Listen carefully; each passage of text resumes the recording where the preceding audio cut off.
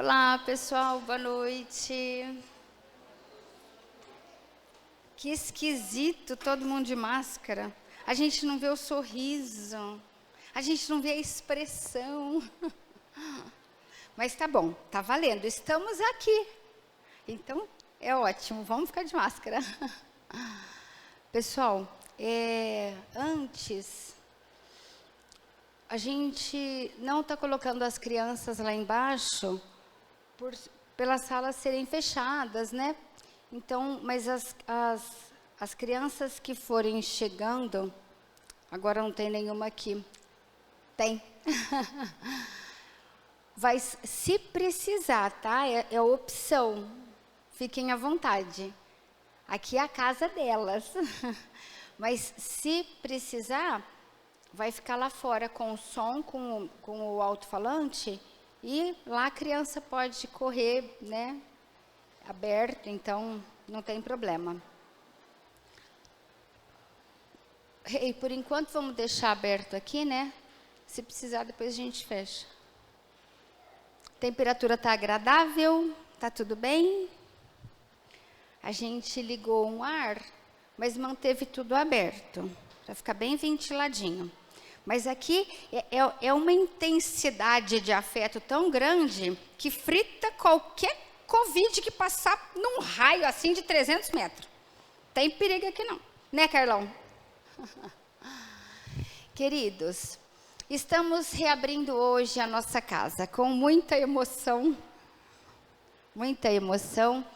num dia novo, né, uma experiência que a gente vai fazer aí, pensando em atender mais gente, famílias, né? Segunda-feira acaba sendo início de semana e muitas famílias falavam, tinham que sair correndo, né? Ou não podiam estar vindo. Então, pensando nisso, nós estamos fazendo essa experiência. Vamos tentar, se não der certo, a gente volta para a segunda.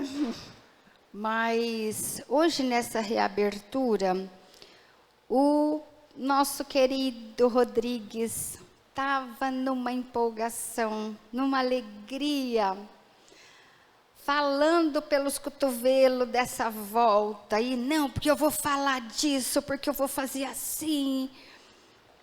Só que ele está rouco, e a voz dele ele tá ficando cada vez mais rouco, né? Na última semana a gente tinha que chegar pertinho dele para ouvir.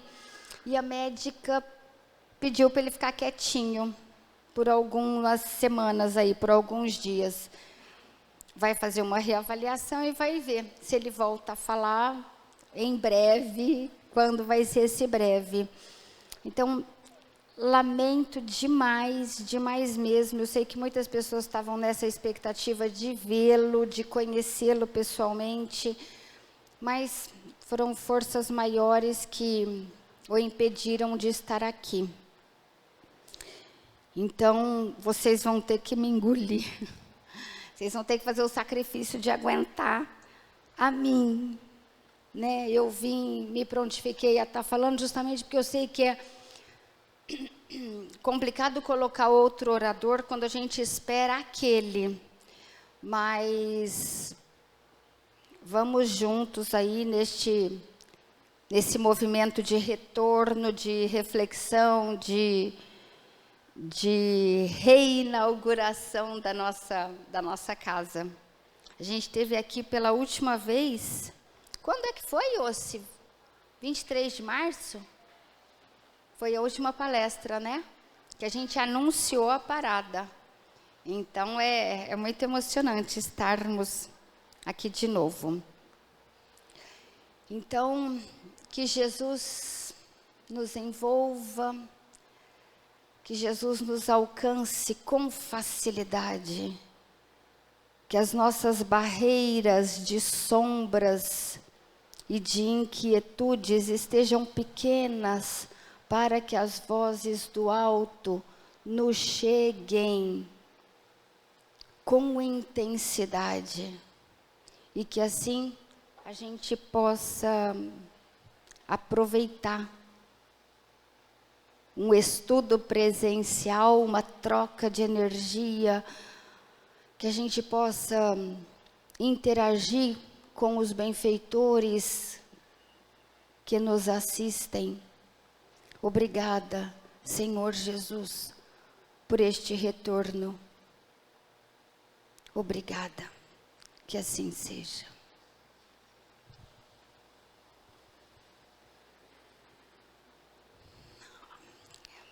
Estávamos pensando em um tema e surgiu aí a ideia de falarmos sobre a evolução do sentimento.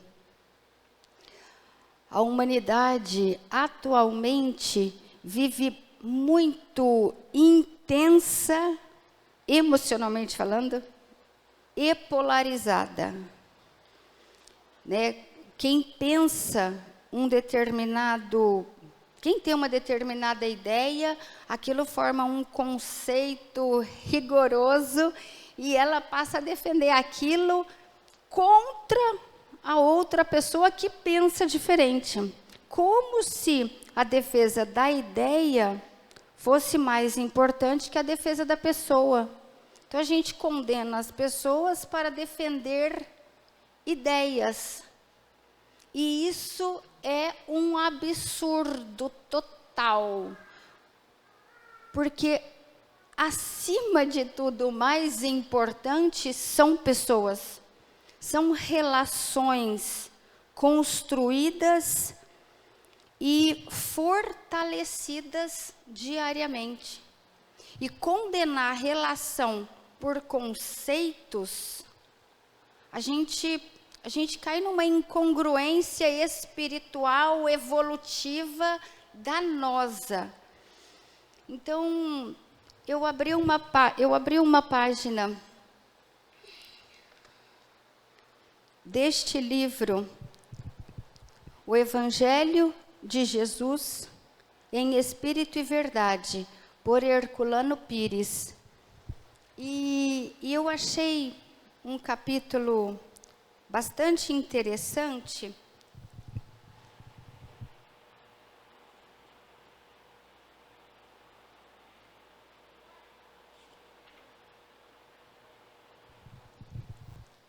que se chama Pecado e Graça. E aí eu gostei dele e acabamos elaborando um tema em torno destas ideias do Herculano Pires. Nada do que vamos apresentar aqui hoje vem de mim. São ideias deste capítulo que o Herculano Pires coloca. Como faltou colocar o livro aqui, eu esqueci de pedir para a Bruna e acabou ficando assim. Eu falei, não, eu mostro lá.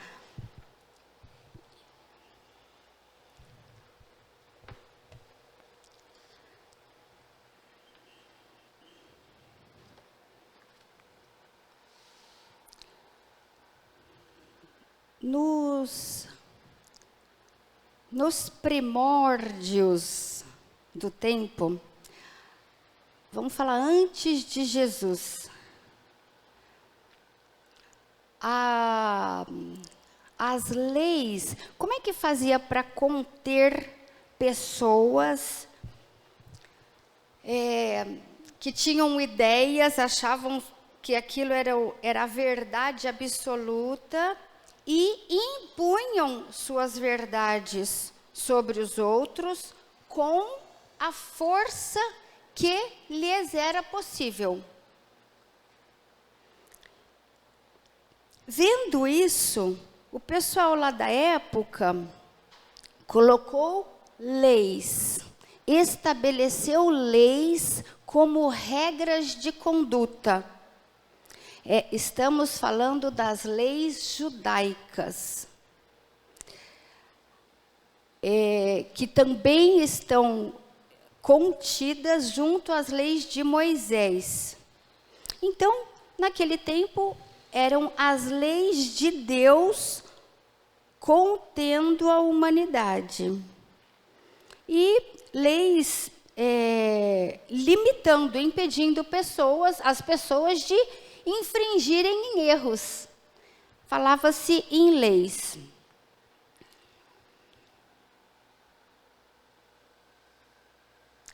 Antes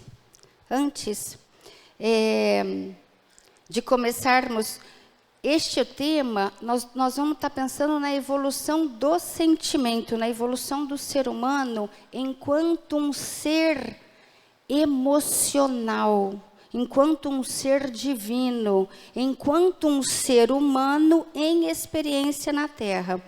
Então, colocamos aqui do pecado à transformação, começando lá de trás, do erro ao aproveitamento, mas voltado para essa atualidade de hoje. Para entendermos o Antigo Testamento e o Novo Testamento, a gente precisa fazer abstrações, porque as linguagens eram outras. Imagina que os benfeitores precisam comunicar aqui para o pessoal da Terra coisas boas e contenções. Só que o pessoal da Terra é complicado, porque eles se acham donos da verdade. Então, como é que vai chegar uma notícia de lá para cá, para o pessoal aderir, sendo que ela é contrária, momentaneamente contrária aos interesses? Porque se eu quero dar vazão a um sentimento, a uma ideia, a uma expressão, a um impulso, e algo me contém, este algo que me contém é contrário ao meu interesse neste momento. Mas o pessoal de lá precisava dessa contenção, precisava desse rigor. E essa comunicação fica truncada. Então ficava a palavra do céu e a palavra da terra. Só que elas precisavam entrelaçar. E isso sempre foi uma preocupação tão significativa que o apóstolo Paulo colocou assim: a letra mata, o espírito vivifica. Por quê? Porque quando a gente lê, quando a gente vê uma mensagem e precisa abstrair dela conceitos maiores do que a minha verdade da terra, eu tenho um problema, eu tenho um desafio, porque eu não a compreendo, porque eu estou restrito na letra, e eu preciso alcançar a verdade em espírito.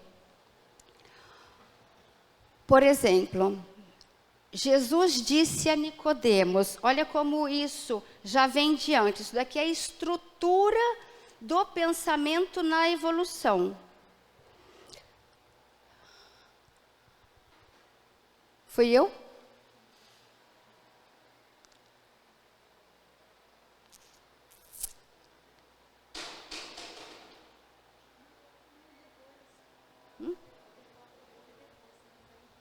Aí. Se eu falo das coisas da terra e não me entendeis, para quem que ele estava falando isso? Para Nicodemos. Sabe quem era Nicodemos? Era mestre em Israel. Era um cara sabido. E o Nicodemos virou para Jesus e falou assim: Jesus, eu acho legal essas coisas que o Senhor fala, mas é meio complicado da gente absorver isso. Eu, por exemplo, eu sou um cara velho. Então, eu estou perdido. Para mim não tem mais solução. Como é que eu faço para ganhar o reino ainda? E Jesus falou: Nicodemos, para ganhar o reino terá que nascer de novo. Então era essa conversa. que girava com Nicodemos. Não vou aprofundar porque tem muito slide para a gente ver e esse é só o início, pessoal. E aí Jesus falou, mas nascer de novo? Como é que é isso? Isso não existe. Isso não funciona. Isso não pode ser. Porque eu vou voltar para o ventre da minha mãe? Olha a verdade do céu e a verdade da terra em choque. Jesus, então, coloca isso. Você vê, né? Eu falo as coisas da terra e já tem dificuldade de ser compreendida. Imagina as verdades do céu.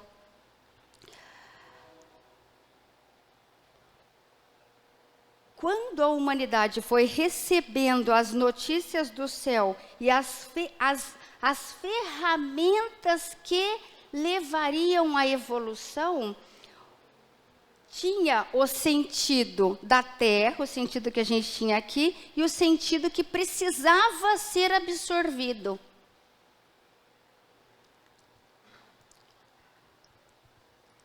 E aí chegou Jesus. Chegou Jesus neste tempo, né? A lei mosaica predominando, impondo, contendo, restringindo, homens agressivos, cheios da razão, cheios de um machismo, de uma dominação e precisavam ser contidos. E aí Jesus veio comunicar uma verdade maior. Jesus abre agora as perspectivas para um mundo novo que começaria. Este mundo novo que Jesus inaugurou, vamos colocar assim, Jesus trouxe, é novidade. Jesus está inaugurando. Ele trouxe porque a humanidade estava pronta. Diz aqui o professor,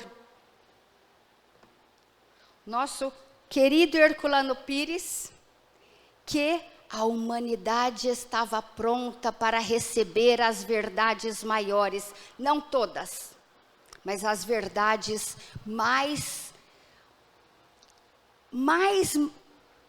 grande do que era antes. Antes era uma verdadezinha, era uma imposição.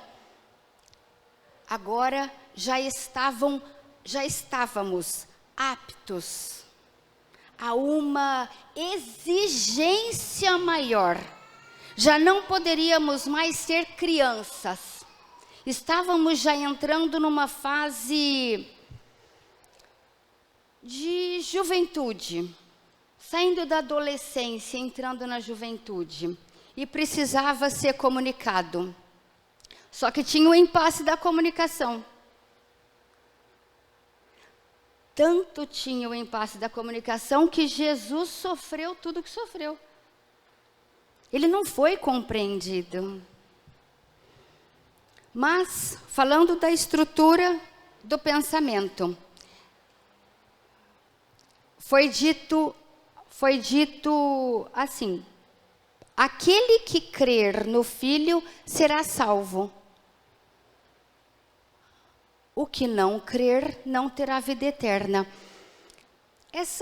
Hoje, isso é uma verdade já conhecida, mas naquele tempo, isso foi um baque.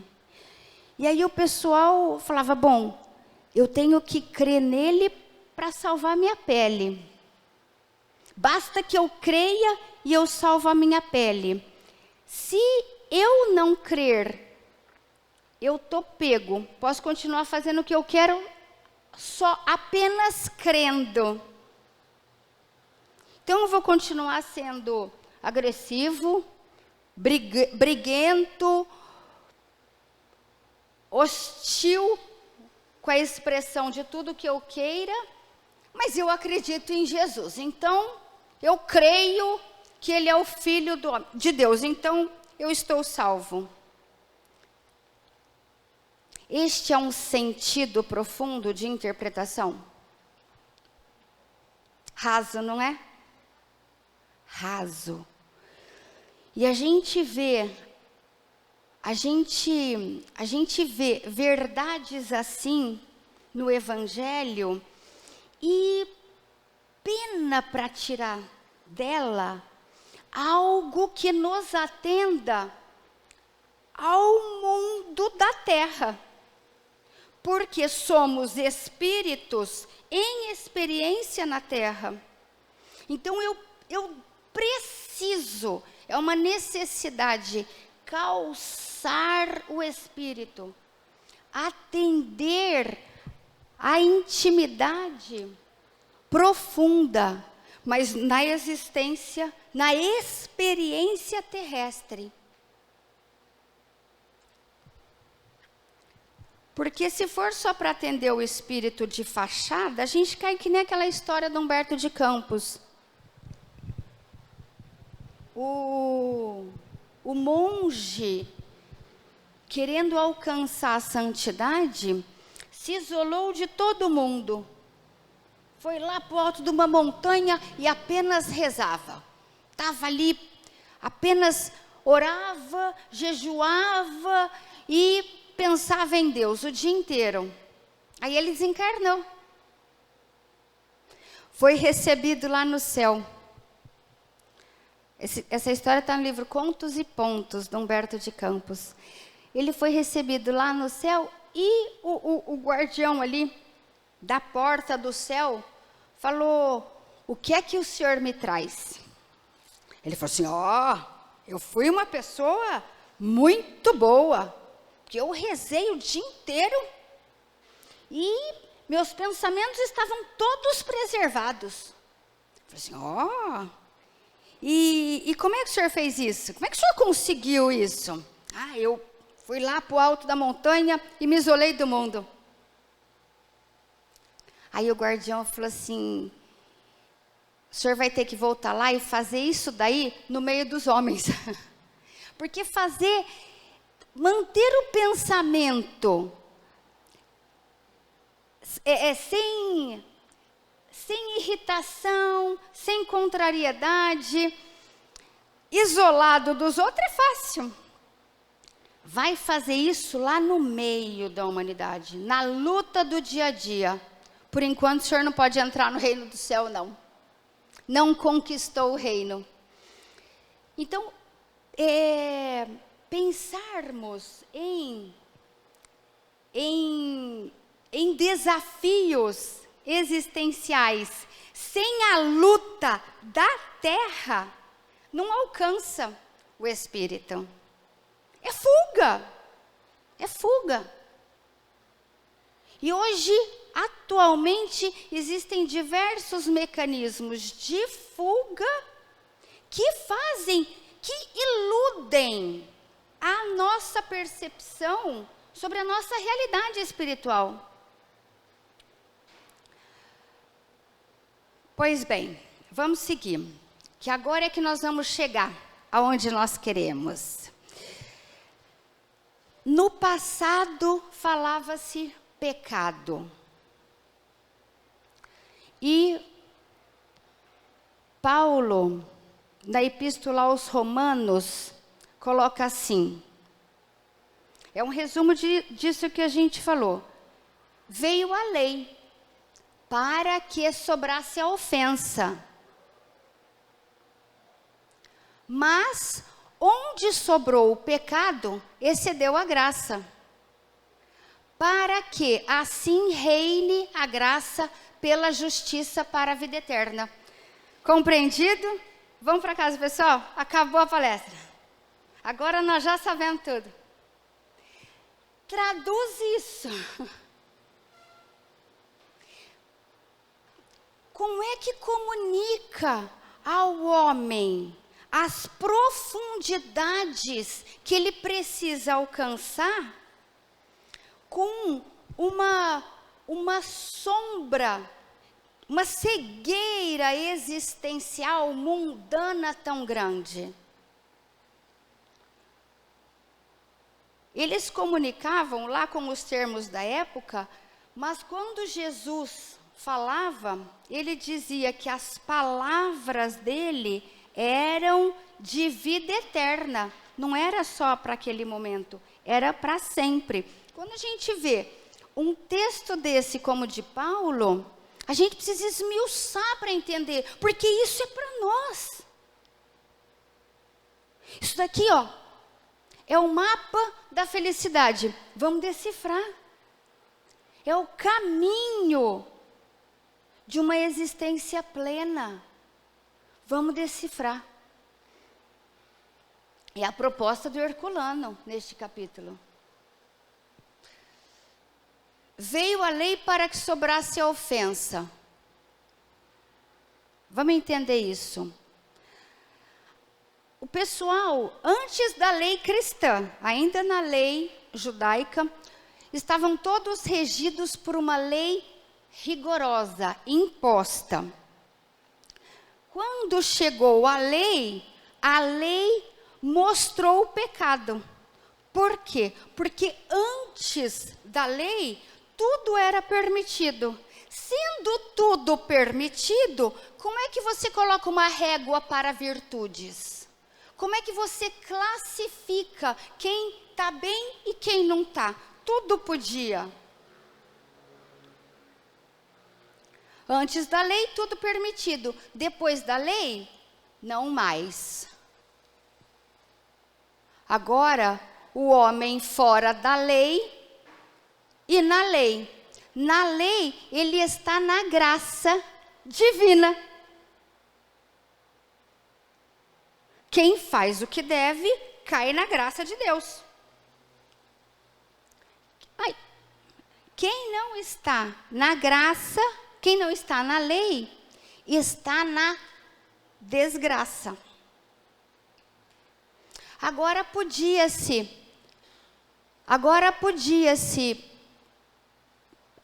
a gente podia ver por que a hora que coloca uma lei, aparece o ofensor.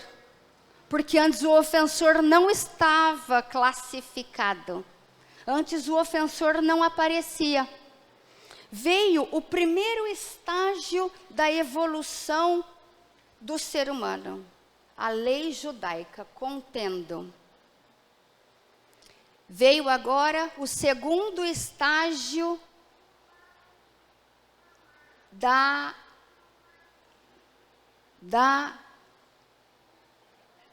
lei cristã, que é a graça abundante pela revelação do Cristo. É o segundo estágio evolutivo da humanidade.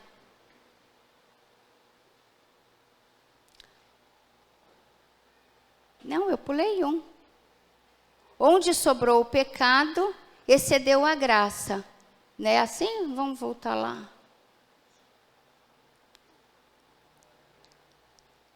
Veio a lei para que sobrasse a ofensa.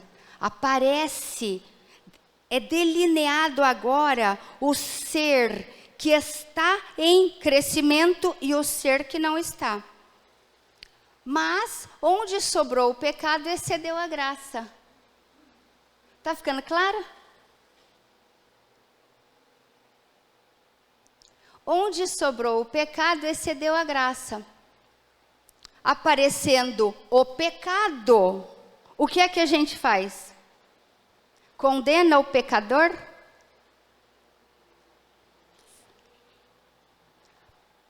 Apareceu o pecado, aumenta a oportunidade. Agora aparecia pecado no mundo e o ser humano começava a pensar em como ele se portava diante do pecador. Eu sou o pecador ou eu lido com o pecador?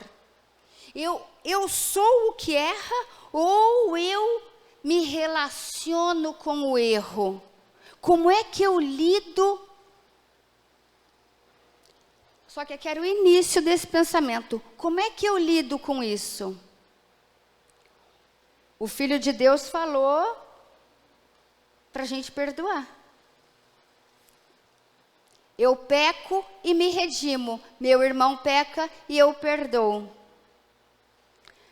Quando eu peco, quando eu caio em erros, vou mudar essa frase. As inúmeras vezes que eu erro, eu tenho a chance de me perceber e me redimir. E quando meu irmão erra? Quando o marido erra assim, aí eu arrebento com ele. Arrebento com o marido, né, Carlão? Né, Rô?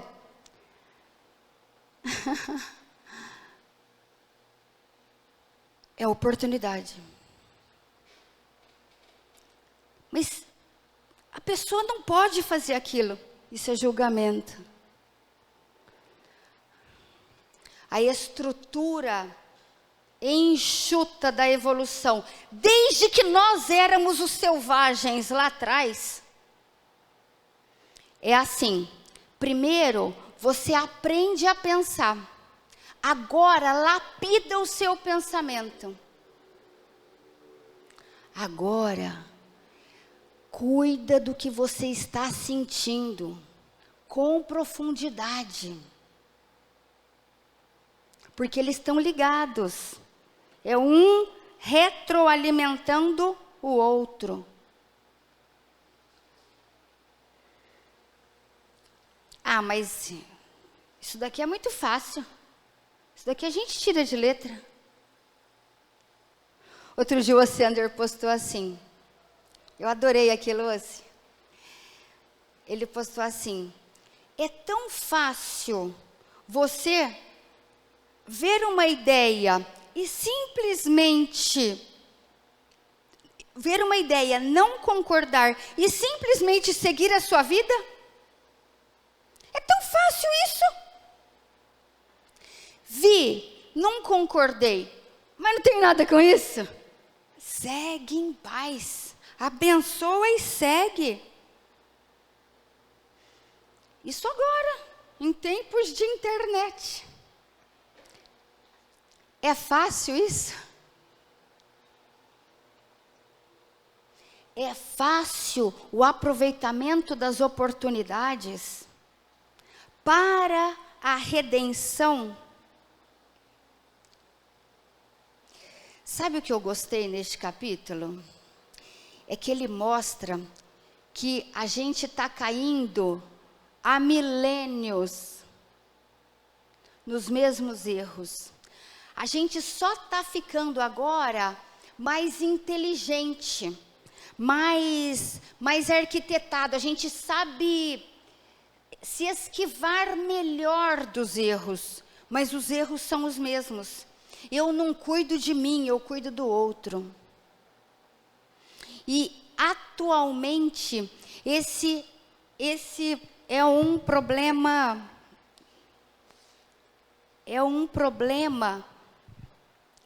grave na humanidade. Grave, porque quando a gente olha para o outro, é indício clássico de que você não olha para si mesmo. É clássico isso. Quem olha para si mesmo não está cuidando e julgando do outro. Por quê? Porque está descobrindo a quantidade de imperfeição que eu tenho para tomar conta.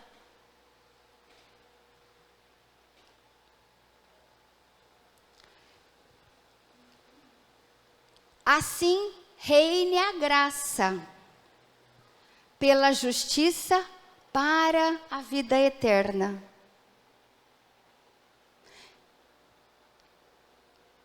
Reine a graça para a vida eterna, com o componente agora da justiça, porque toda vez que você avaliar o erro de alguém em nome da justiça, em nome do zelo, da proteção ao bem, você está incorrendo num erro maior.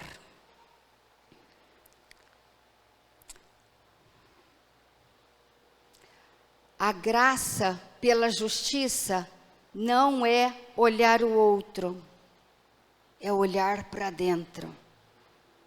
A gente percorre uma frase riquíssima como essa da Epístola de Paulo aos Romanos, para cair que eu preciso olhar para dentro de mim. A graça que me chega provém do que eu promovo. E eu preciso deste atrito chamado relacionamento para saber como eu estou. Porque se eu me isolar no alto do morro, eu não sei de mim. Não é que eu não sei do outro, não. Eu não sei de mim. O outro mostra a mim. E a gente tem argumentos muito válidos para se defender disso, porque a gente pode falar assim, não, mas o que o outro faz não pode. Isso está errado. Ele está prejudicando, ele está fazendo, ele está não sei o que lá. É verdade. Perceber o erro do outro é real. A gente olha e avalia. E você pode fazer o quê?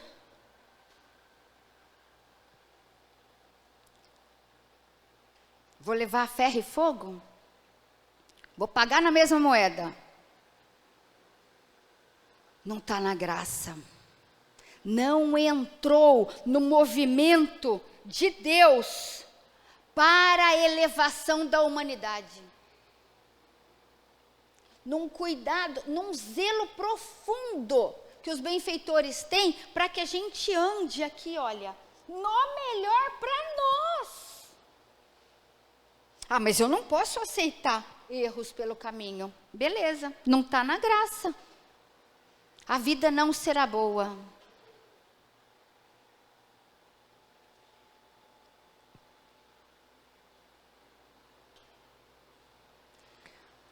A vinda de Jesus trouxe para os homens a época da graça abundante, porque Jesus liberta da lei. Entra em vigor agora a lei da responsabilidade. Gente, esse agora era lá atrás.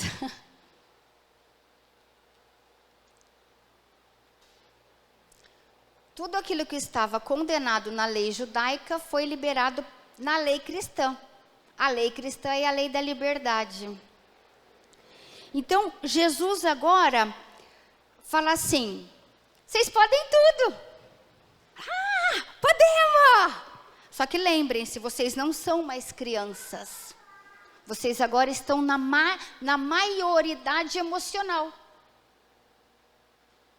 Isso significa que tem consequências. Você é livre para fazer.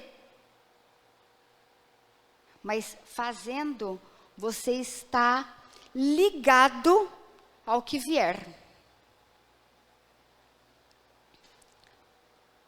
Foi assim com a mulher adúltera. Pela lei judaica, o que é que aconteceria? Mas a gente não faz isso não, que a gente é bonzinho. Gente, sabe o que assusta? A gente não apedreja não, com pedra física. A gente apedreja de outra forma. E nós não estamos agindo pelo que foi ensinado. Aquela frase de Jesus, que atire a primeira pedra, quem não tiver nenhum pecado, está aqui, olha, latejando ainda nos nossos ouvidos. Mas a gente dá um jeito de colocar desculpa. Não, não, eu não estou tacando pedra, não. Eu só estou comentando porque eu não acho certo. Será que o comentário não faz o outro sangrar? Você já parou para pensar na força do que você fala, do que você pensa, do que você vibra junto ao outro? O que você fala pode ter uma intensidade de um petardo alcançando o outro. Mas é tudo em nome da justiça, é tudo em nome do que é certo. Certo para quem? Você está aliviando o que? A sua consciência? Porque você não está dentro do equilíbrio mínimo pedido pela lei cristã para a sua consciência. Não está. Sabe o que a sua consciência pede? É onde está o tribunal divino. Sabe o que a sua consciência pede? Faça o melhor que você puder por ele e siga. Ai, mas não dá para seguir, é meu marido, é meu irmão, é meu chefe. Siga, não é sair que nem um andarilho rua fora, não. Siga é seguir com o pensamento. É não ficar preso naquela emoção de antagonismo com o erro do outro. Se é do outro, deixa Deus resolver isso. Porque a gente se acorrenta achando que é nossa responsabilidade o outro, mas não é. A nossa responsabilidade é o que acontece dentro de nós, mas nós não estamos acessando ela. Nós não estamos em graça. Não estando em graça, não estamos, num termo mais atual, vivendo em plenitude. Nós não estamos tendo uma vida harmônica, agradável. Não estamos.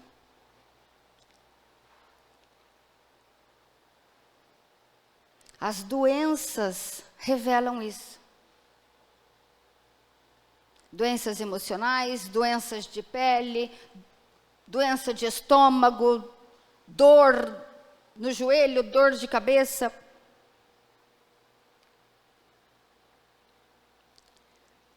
Já imaginou se a gente trocasse um analgésico por uma graça divina? Meu Jesus, a partir de hoje eu vou atenuar mais o impacto dos meus pensamentos na minha cabeça, de modo que eu torture menos o meu corpo. Aí eu vou destravar meu pescoço, vou destravar meu joelho, vou melhorar minha digestão. Então, hoje eu vou melhorar os meus pensamentos. Como? Me ligando com o Senhor. Fazendo um estudo e refletindo ele para mim.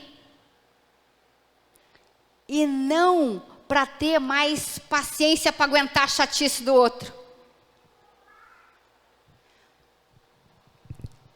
Quando a gente pede paciência para aguentar a chatice do outro, nós não estamos querendo paciência.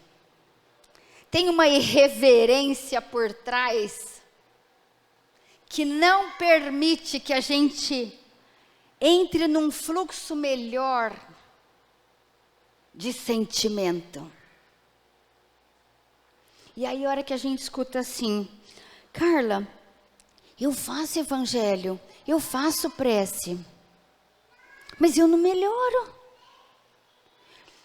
Meu amor, você está fazendo prece para você ou para o outro? Deixa o outro com Deus. Vamos olhar para dentro. Vamos olhar para dentro.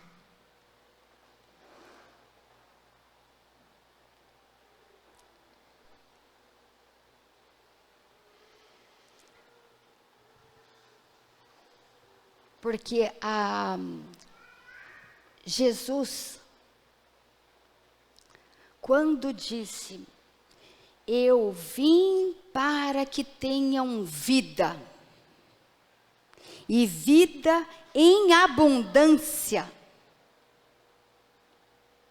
Ele não estava falando em te livrar de todas as dores e todos os desafios e todas as durezas que você tem na vida. Não foi isso que Ele quis dizer.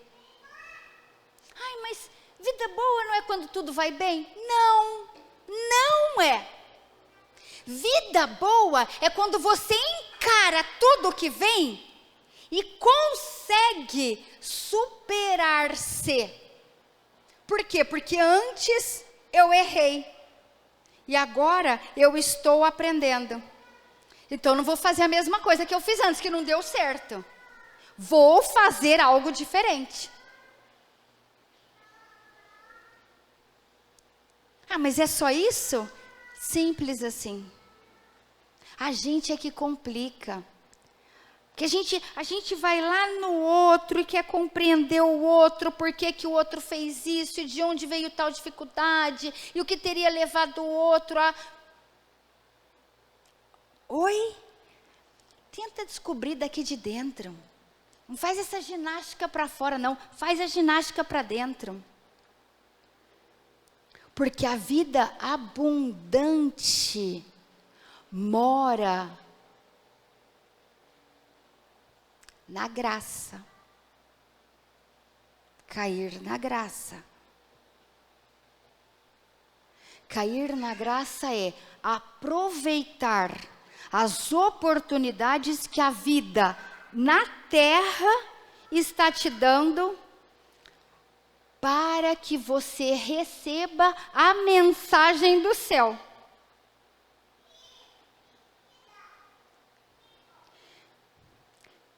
A mensagem do céu pode estar vindo de várias formas. De várias maneiras. Ao longo do seu dia, você deve estar recebendo uma série de mensagens do céu.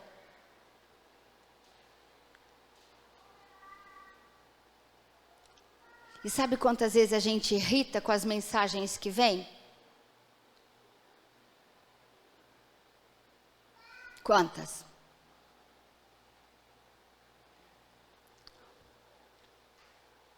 Olha aqui para mim, ignora o telão lá, deixa o Reinaldo arrumar. A gente não está aproveitando as oportunidades. O que eu achei muito rico nesse capítulo, e aí eu fiz um resuminho ali dele, porque eu falei, olha que interessante isso. Nós precisamos de contenção lá atrás, recebemos o ensinamento, recebemos a contenção primeiro com a lei judaica, depois com a lei cristã, e agora a humanidade está aí num momento de transição significativo. E a maturidade do sentimento aconteceu? Não vamos olhar tão para trás, não. Olha para você 1 ano atrás. Em 1 ano, você parou de reclamar das mesmas coisas? Você mudou a tua faixa de pensamento? Em 1 ano, a sua vida melhorou ou está igual? Não responda não. Faça essa reflexão, porque ali mora a origem da nossa transformação. No momento onde eu paro para pensar, poxa vida, entra ano, sai ano, e está tudo igual, não é o mundo que está errado, sou eu. E dói ver isso, mas é a maturidade. No momento que você tem maturidade, você precisa pensar a partir dela. E pensar com maturidade é: o caminho simples não é o fácil, é o difícil. alguma coisa aqui precisa ser vista. Alguma coisa aqui precisa ser modificada. E acredite, não precisa soar nenhum sino, estourar nenhuma bomba. As maiores transformações da nossa vida acontecem num silêncio inquietante da nossa cabeça. É dentro da nossa mente que a gente concatena e fala: peraí, sou eu que tenho que fazer alguma coisa. Ah, mas o outro é que faz isso. Ele vai continuar fazendo. E eu vou continuar só reclamando? Ah, mudar a tática. Vou mudar a tática. Vou crescer. Vou tomar posse da maturidade que Jesus falou que a gente tinha. Aí sim nós estamos começando a pensar em vida. Porque fora desse raciocínio não é vida, é sobrevivência. A gente tem sobrevivido por aí, sobrevivido. Qualidade de vida baixíssima. Não foi isso que Jesus falou. Ele veio trazer vida. Por que nós não estamos vivendo? Porque nós não estamos fazendo certo. Porque nós não entramos ainda na transformação que cabe ao homem promover em si mesmo. Em si mesmo. Você não será evoluído por um fenômeno externo. Você será evoluído pela conscientização, pela percepção do que acontece dentro de você. E a firme decisão de mudar. O firme propósito de se redimir. É assim que a gente transforma. É assim que a gente evolui. É assim que a gente encontra a vida. E no exercício disso, ela fica abundante. Abundante. Porque as pessoas vão continuar iguaizinhas. Mas você está blindado. Está protegido. Pelo quê? Pela graça divina. Pela graça divina.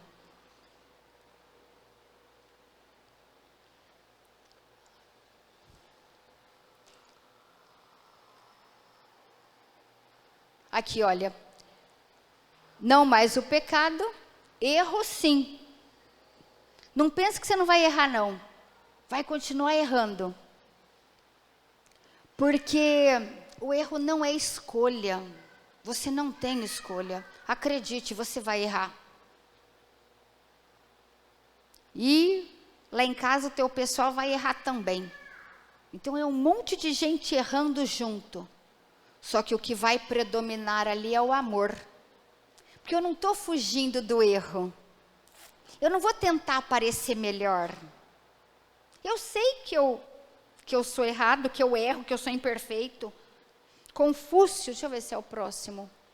Confúcio falava assim. Cadê o Confúcio? A única maneira de não cometer erros é fazendo nada. Mas este é o maior erro que pode ter. Não fazer nada. Não querer errar ou pensar que a gente não vai errar é um baita de um orgulho. Erramos sim. Vamos errar com humildade. Vamos errar para aprender. A gente erra e percebe que errou e agora corrige. Erro, consequências. Aqui eu coloquei esse exemplo porque na transposição da lei de ser cobrado ou desejar fazer o certo, esse episódio de lavar as mãos, porque fazia parte da lei judaica, lavar as mãos antes de se sentar à mesa. E quando Jesus estava ali com os discípulos, ele foi questionado. Falou: e aí, Jesus, a gente tem que lavar mesmo as mãos? E Jesus falou assim: mais importante do que lavar as mãos é cuidar do que vai no coração. Está tão preocupado com fora e lá abandonando dentro? Então a evolução, olha lá, Jesus replicara: mais importante ter o coração limpo do que as mãos limpas. Olha nós aqui crescendo. Mais importante do que cuidar do outro é cuidar de você. Cuidar no sentido de corrigir, gente. Mais importante do que apontar o erro do outro é perceber o seu.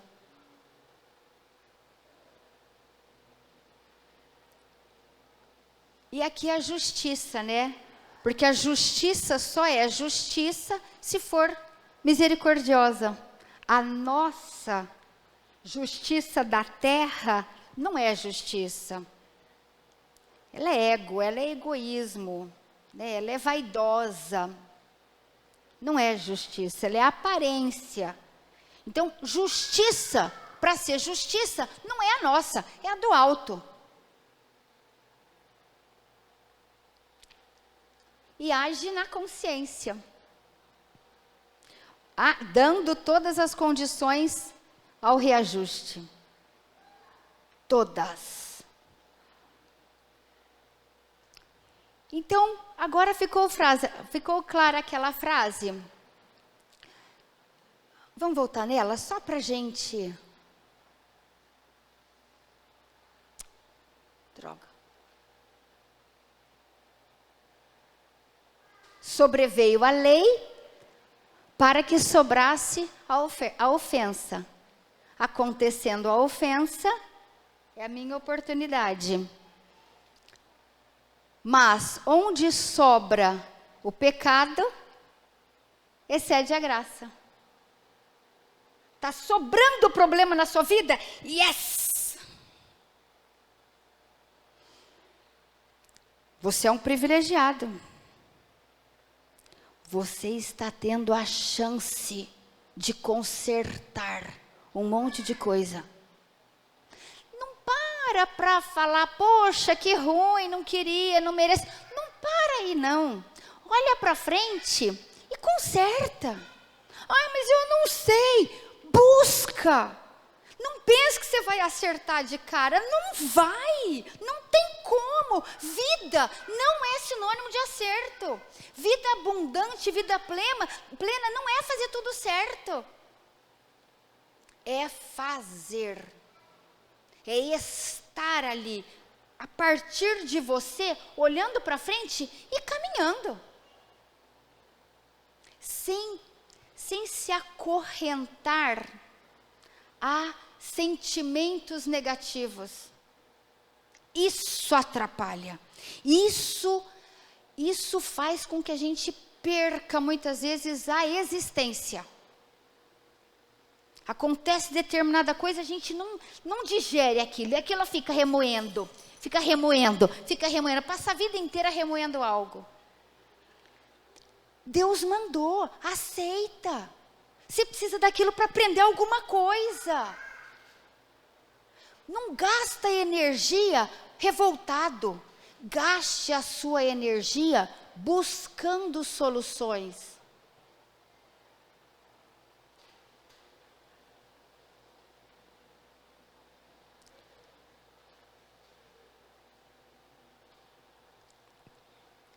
Errar é natural. Erro não é pecado. Não se cobra de uma criança de 7 anos ensinamento da cátedra de universitárias. Não se cobra. Criança de 7 anos vai dar só o que criança de 7 anos tem. Quem está lá em cima e pode e sabe mais, deste é que é cobrado mais. Jesus não espera de nós atitudes iguais às de São Francisco de Assis. Nós não podemos dar. Seria injusto. Você cobra do seu filho de 10 anos que ele passe no vestibular? Não pode. Deus também não. Erro não é pecado, é degrau. É degrau, veio um degrau. Você vai subir ou não? Vai voltar? É degrau, a oportunidade foi dada. Você vai subir ou não? Porque você tem liberdade para decidir o que você vai fazer. Errar é ciclo. Errar é aprender.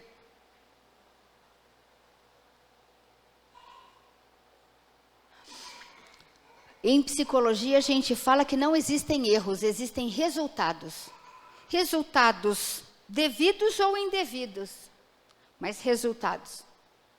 Justamente por causa disso, para não ter aquela conotação de prejuízo sob a ação.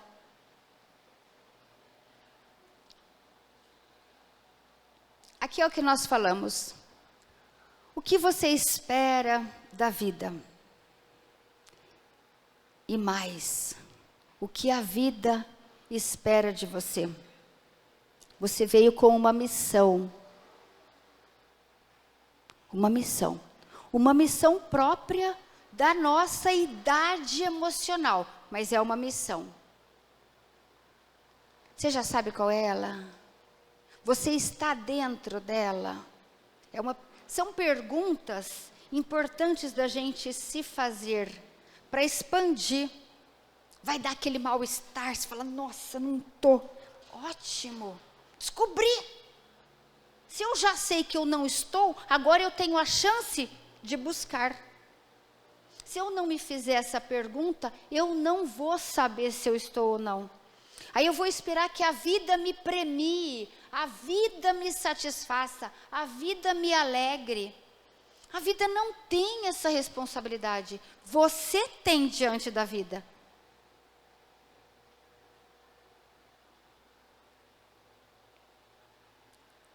Viver plenamente é ser humano e ser divino. E para encerrar, tem uma historinha que eu quero trazer para vocês. Um senhor muito sábio tinha um filho que estava crescendo, já estava jovem e não queria nada da vida, não queria nada. Passava os dias dormindo e não queria saber de trabalhar. E o pai começou a ficar preocupado com isso, porque o pai já estava numa idade avançada e começou a falar, nossa, se eu partir dessa vida, o que vai ser do meu filho? Aí ele chamou o filho dele, entregou uma mochila e falou, filho, vou te mandar para uma aventura. O menino abriu, a mochila tinha 4 trocas de roupa para as 4 estações do ano. Um lanchinho ali e o pai falou assim, vou te mandar em busca de um tesouro. Aqui tem um mapa e eu escondi um tesouro neste lugar. E eu quero que você o encontre. E o rapaz, aventureiro, falou, opa, tá para mim. E pegou a mochilinha dele, deu até logo o pai dele e foi. E na ida ele foi seguindo o caminho ali a pé, ia parando nas vilinhas. A hora que acabou a comida dele, alguém ajudava ele, ele parava para descansar e depois já retomava o caminho com pressa de chegar. Chegou lá, era um despenhadeiro e o mapa apontava que era lá embaixo. Ele desceu lá e chegou, era debaixo de uma árvore. E aí ele cavucou a árvore e nada, olhou em volta e nada, subiu na árvore e nada, não encontrou o tesouro. Passou 2 dias buscando o tesouro e não encontrou nada. E voltou e ficou muito amolado com o pai dele. Falou, como assim? Meu pai me enganou. Meu pai me enganou. Cansado de procurar e sabendo que não encontraria nada ali, pegou o caminho de volta. E retornou pelo mesmo caminho que ele veio. Foi passando pelas vilas, tinha feito amizade na vinda. Então ele foi passando para conversar e agora curtir as pessoas, aprofundar a amizade, ser útil em alguma coisa que ele pudesse, já que a pessoa estava sendo bacana com ele, dando pouso e comida. E ele foi retornando dessa maneira. Pegava a estrada e apreciando o canto dos pássaros, o pôr do sol, parava para descansar, apreciava o nascer do sol e seguia. Até que chegou na casa do pai dele de volta. Quando ele chegou lá, foi aquela festa. Aí o pai dele, e ele não percebeu que tinha passado 2 anos. Aí o pai dele falou: ai, filho, e aí, me conta. Ele falou: pai, me desculpe, eu não encontrei o tesouro. Ele não estava mais bravo. Aí o pai dele falou: filho, não tinha tesouro nenhum. Aí ele falou: não? Ele falou: não. Mas por que o senhor fez isso comigo? Ele falou assim: antes de eu responder, me conta você, o que você aprendeu dessa jornada. E o rapaz: o que você aprendeu na ida? O pai perguntou. Falou: pai, a ida eu não vi nada não, porque eu estava com muita pressa de chegar no meu tesouro. Mas na volta, pai, na volta eu fiz amigos, eu conheci a natureza, eu aprendi a sobreviver, me salvar de animais selvagens, me salvar do frio, fazer roupa com folha. Aprendi a me virar, pai. Filho, foi bom? Foi.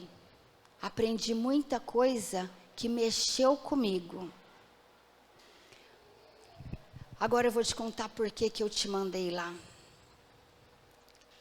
Eu tô velho, não vou estar sempre com você. E quando eu não estiver mais aqui, eu quero que você tenha objetivos no mundo, mas eu quero que você não se esqueça do que você veio fazer neste mundo. Quando a gente só pensa em objetivos horizontais, a gente não encontra tudo que a vida pode nos oferecer. E eu desejo a você que você encontre na terra o que ela pode te oferecer, mas com o coração voltado aos céus, porque é lá a fonte que vai te alimentar. Sem esse contato com os céus, você não vive o mundo com tudo que ele tem para te oferecer. Meus amores, muito obrigada pela atenção de vocês. Um grande beijo no coração. Fiquem com Deus.